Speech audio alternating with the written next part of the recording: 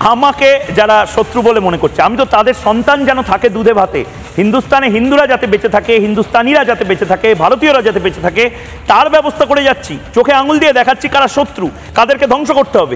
কেন? মানে জল বন্ধ করেই তো হয়ে যেতে পারতো, ভিসা বন্ধ করে দেওয়া হয়েছে। মানে এবার কি একেবারে পাকিস্তানকে শেষ করাটা প্রয়োজন? হ্যাঁ প্রয়োজন। তার কারণ যে অসভ্যতাটা শুরু হয়েছে হিন্দুদের সাথে, যে অসভ্যতাটা পাকিস্তান এবং হামাস তারা শুরু করেছে, লস্করে তৈবা শুরু করেছে, তাদের স্লিপার সেলকে দিয়ে শুরু করাচ্ছে, এটাকে বন্ধ করা দরকার। কেন বন্ধ করা দরকার?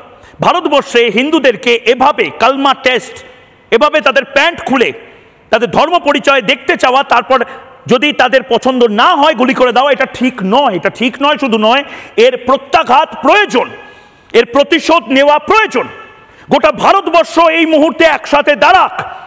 দেশের জন্য যারা এই মুহূর্তে লড়াইটা দেবে তারা সবাই হয়তো সীমান্তে যাবে না, তারা ন্যারেটিভে এই লড়াইটা দিক।